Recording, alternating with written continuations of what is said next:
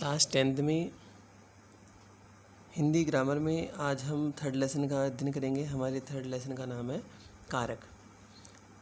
वाक्य में संज्ञा या सर्वनाम का जो स्वरूप, क्रिया तथा अन्य शब्दों के साथ उनका संबंध स्थापित करता है उसे कारक कहते हैं। कारक किसे कहते हैं? वाक्य में कोई भी हमारे पास सेंटेंस होगा, वाक्य होगा, उस संज्ञा या सर्वनाम का जो स्वरूप, क्रिया तथा अन्य शब्दों के साथ संबंध स्थापित करता है। कौन करता है? संज्ञा या सर्वनाम। किसके साथ में? क्रिया या अन्य शब्दों के साथ में संबंध स्थापित करता है, उसे हम किस नाम से जानते हैं? कारक। जैसे संगीता गाती है, इस वाक्य में गाती क्रिया कर्ता करने वाली होने से संगीता कारक है। यानी संगीता तो कौन हो गई? इसमें कारक हो गई, और गाती है ये क्रिया है, तो क्रिया से इसका संबंध है। देखिए यहाँ पर कारक के भेद। कारक की संख्या 8 मानी गई है। पहला है कर्ता कारक, इसमें क्रिया करने वाले का बोध होता है, यानी क्रिया कौन कर रहा है, कर्ता कौन है, करने वाला कौन है। दूसरा कर्म, इससे क्रिया का फल भोगने वाले का बोध होता है, यानी क्रिया का फल किसको प्राप्त हो रहा है, उसका कर्म से, द्वितीय विभक्ति से पता लगता है। तीसरा है करण कारक, इससे क्रिया के होने में सहायक साधन का बोध होता है, यानी किसकी सहायता से क्रिया की जा रही है। चौथा है संप्रदान, इससे क्रिया के उद्देश्य या प्रयोजन का बोध होता है, यानी संप्रदान से पता लगता है कि क्रिया का उद्देश्य क्या है या इसका प्रयोजन क्या है। पांचवा है अपादान, इससे क्रिया के स्थान परिवर्तन का बोध होता है, यानी स्थान परिवर्तन, एक स्थान से दूसरे स्थान पर, यानी पृथक होने का बोध रहता है। छठा है संबंध, इसमें संज्ञाओं सर्वनामों को परस्पर संबंधों का बोध होता है, यानी आपस में इसका संबंध बताया जाता है। सातवां है अधिकरण, इससे क्रिया के स्थान या समय का बोध होता है, यानी कौन से स्थान पर और कौन से समय में क्रिया हो रही है। और आठवां है संबोधन, इससे किसी संज्ञा को पुकारने का बोध होता है, यानी संबोधन करते हैं हम, पुकारते हैं, आवाज़ लगाते हैं। देखिए यहाँ पर कारक है, इसका चित्र बना हुआ है, कर्ता, फिर कर्म, करण, संप्रदाय, अपादान, फिर षष्ठी विभक्ति संबंध कारक, और फिर अधिकरण। इस प्रकार से ये चित्र समझाया गया है। अब कारकों के सूचक चिन्ह या परसर्ग, इनको एक बार देखिए आप।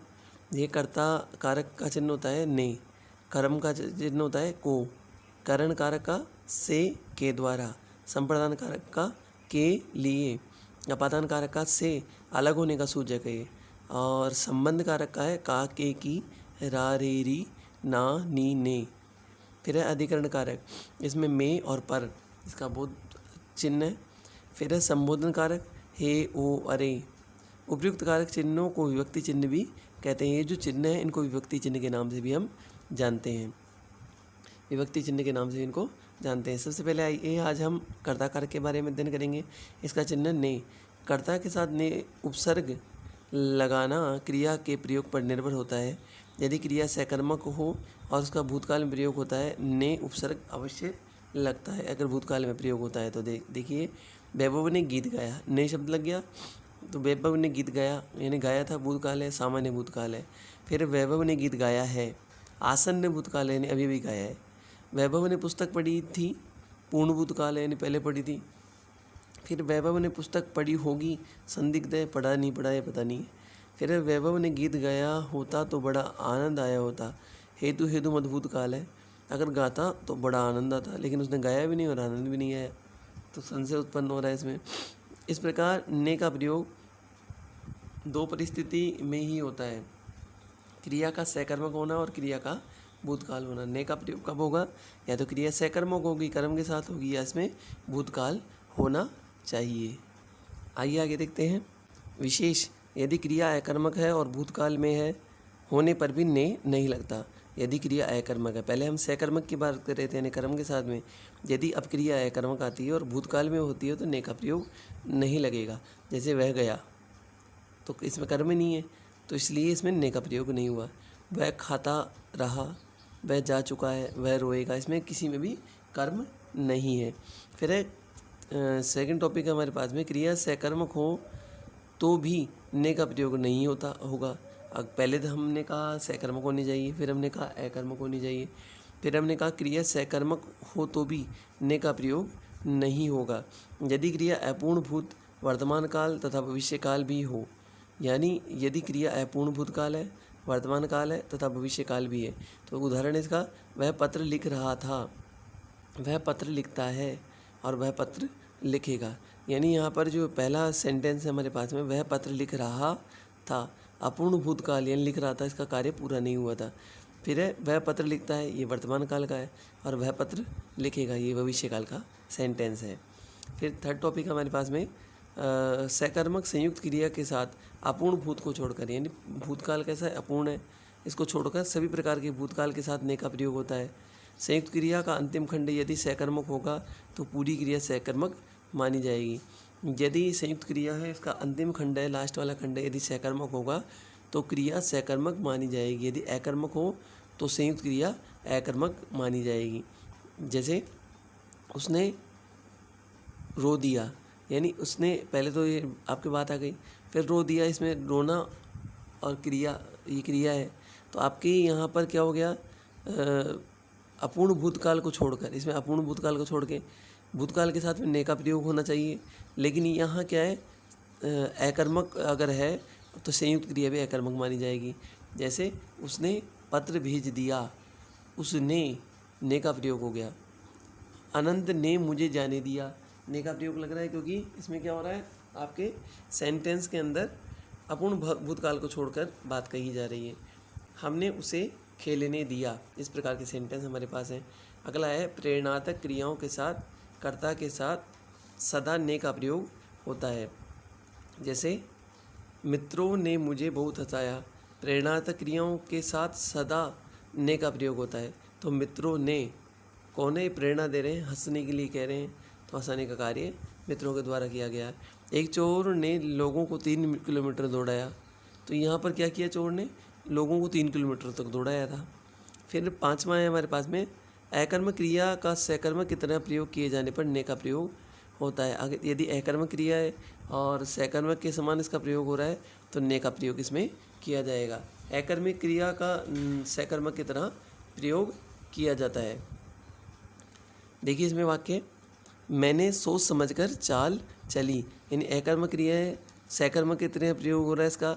मैंने इसमें ने लग गया। ऐसे ही राणा सांगा ने अनेक लड़ाइयाँ लड़ी, ने शब्द का प्रयोग हो गया। अकर्मक होने के बाद में भी सकर्मक की तरह प्रयुक्त हो रही है, यानी कर्म का इसमें प्रयोग महसूस हो रहा है।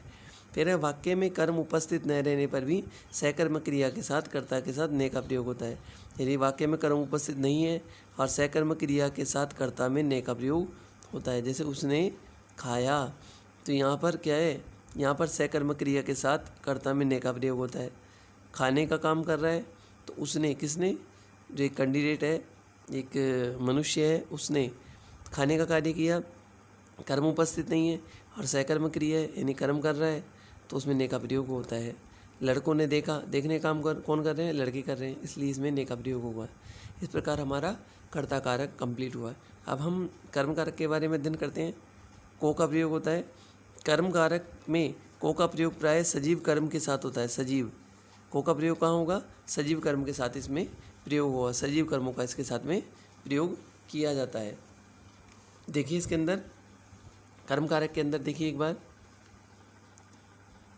इसमें है, जैसे सेंटेंस है हमारे पास में, कर्म कारक में को का प्रयोग प्राय सजीव कर्म के साथ होता है। को का प्रयोग किसके साथ होगा, सजीव कर्म के साथ में। जैसे हमने वहाँ हरिणों को देखा, ये सजीव है। प्रभात ने लड़के को पीटा, ये भी सजीव था। मालिक ने नौकर को भेजा, ये भी सजीव था। और दुकानदार ने चोर को पकड़ा, ये सभी सजीव थे। कहना और पूछना क्रिया के साथ कर्म में को के स्थान पर से का प्रयोग होता है। जैसे अध्यापक ने लड़के से पूछा, कहना और पूछने जो क्रिया होती है उसमें कर्म में को के साथ से का प्रयोग भी होता है। जैसे अध्यापक ने लड़के से पूछा, मैंने आनंद से कहा, तो से यहाँ पर करण कारक नहीं है, यहाँ पर इसमें कर्म कारक की जगह इसमें प्रयोग हो रहा है। विशेष पॉइंट है आपका।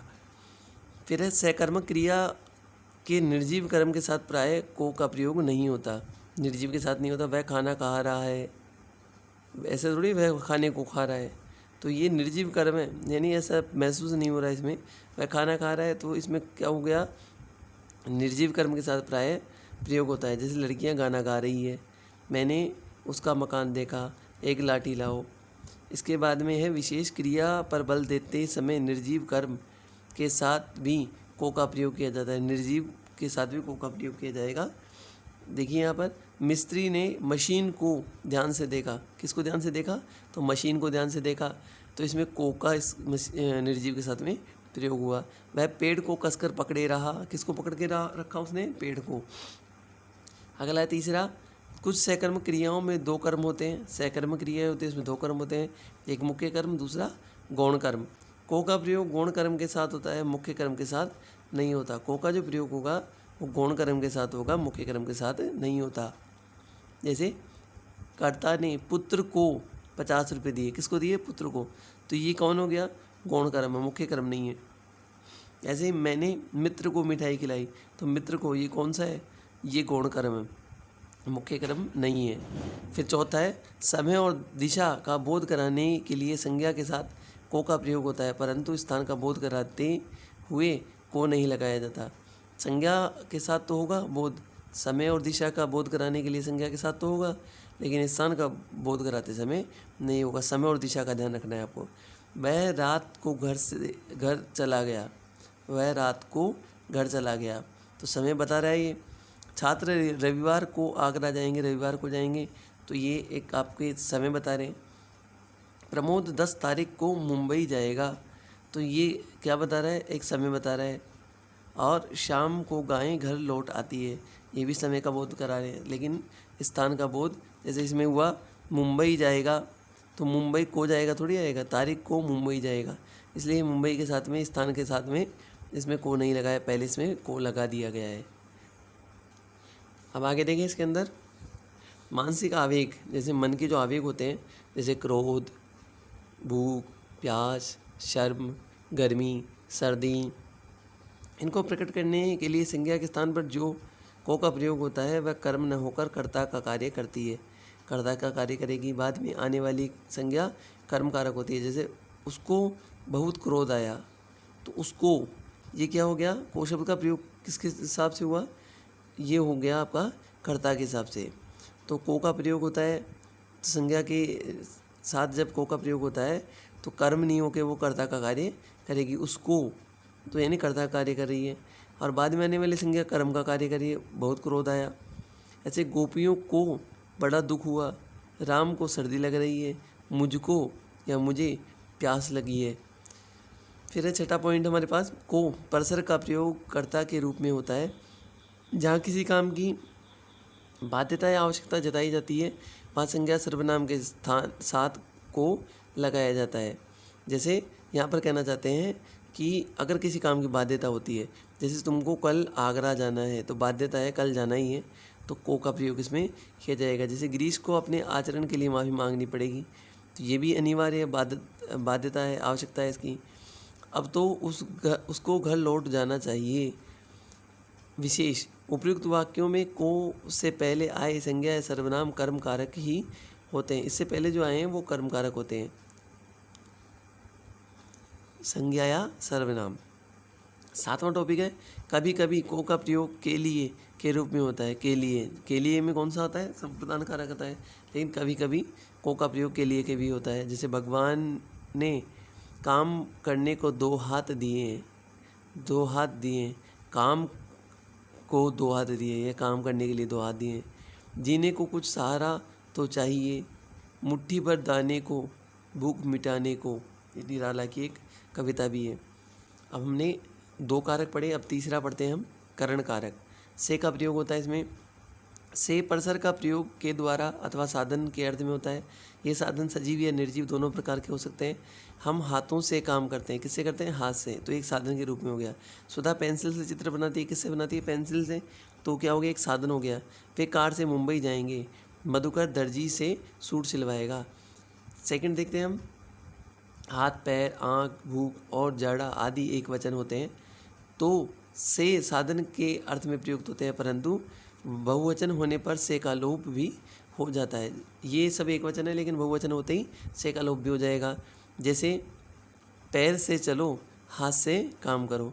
पैर एक वचन है, तो इसमें क्या बता रहे हैं? से का लोप होना चाहिए।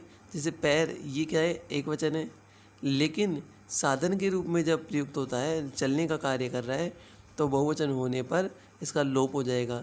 यानी पैरों से, पैर से चलो नहीं, पैरों से, पैर बहुवचन हो जाएगा। पैरों से चलो, हाथ से काम करो। आँखों देखी पर विश्वास करना चाहिए। प्रदेश में सैकड़ों लोग भूखों मर गए। लोगों ने जाड़ों मरते लोगों को कंबल बांटे। तीसरा है कुछ कथनों में से के स्थान पर के द्वारा का प्रयोग उपयुक्त नहीं लगता। वे कल गाड़ी के द्वारा आ रहे हैं, वे कल गाड़ी से आ रहे हैं, ऐसे भी हो सकता है सही। गाड़ी के द्वारा थोड़ा बैठता नहीं है, इस वजह से उपयुक्त नहीं है। छात्र कलमों के द्वारा लिख रहे हैं, छात्र कलम के द्वारा लिख रहे हैं, ऐसे भी हो सकता है। चौथा है अशक्ति और लाचारी व्यक्त करने के लिए कर्ता के साथ से का प्रयोग होता है, यथा शक्ति या सामर्थ्य प्रकट करने के लिए से का प्रयोग नहीं किया जाता। यानी ये से का प्रयोग किसके साथ होगा? अशक्ति या लाचारी को व्यक्त करने के लिए। रोगी से चला नहीं जा रहा, वह अशक्ति और लाचार है। मुझसे यह सब नहीं देखा जाता, रोगी चला जाता है, मुझसे यह सब देखा जाता है। अगर सामर्थ्य प्रकट करते हैं तो इसमें क्या होगा? से का प्रयोग, अगर सामर्थ्य प्रकट करते हैं तो इसमें प्रयोग नहीं होगा। जैसे रोगी चला जाता है, रोगी से इसमें नहीं हुआ, इसमें सामर्थ्य प्रकट नहीं हो पा रहा, इसमें सामर्थ्य प्रकट हो रहा है। अगला है पांचवा, कुछ पूछना, डरना, मांगना क्रियाओं के साथ कर्म में से लगाया जाता है। जैसे मैंने मनोज से पूछा कि वह कहाँ जा रहा है। अगर पूछने कार्य है तो से का प्रयोग मनोज से। अंशुल से पूछो टॉर्च कहाँ रखी है, मुझे सांप से बहुत डर लगता है, डर का प्रयोग हो गया। और जरा प्राची से कलम मांगो। इस प्रकार से ये आपके चारों सेंटेंस हैं। फिर छठा है दिशा का बोध कराने के लिए भी से का प्रयोग होता है। लंदन भारत के दक्षिण में है, यह हवा पूरब से आ रही है। सातवां है से चिन्ह कर्ण का भी बोध कराते हैं। किसान ठंड से मर गया, लड़की भय से बेहोश हो गई। उपयुक्त सभी नियमों और उदाहरणों से यही स्पष्ट होता है कि जहाँ से के द्वारा या साधन का अर्थ में प्रयुक्त होता है वही करण कारक मान्य होता है। इस प्रकार आज हमने 3 कारक पढ़े, कर्ता कारक, कर्म कारक और करण कारक। आज का कार्य अध्ययन हम यहीं तक रखते हैं। ये जो आपने पढ़ा है इसको आप एक बार दोबारा समझें, इसके सेंटेंस को आप हल करने का प्रयास करें कि किस प्रकार से आपके जो नियम हैं उनको आपको याद करना पड़ेगा। इन नियमों को आप याद करें, इनके उदाहरण समझें, और जो आपका जो करण कारक होने के बाद में जो 4th से संप्रदान से संबोधन तक का है वो हम नेक्स्ट वीडियो में अध्ययन करेंगे।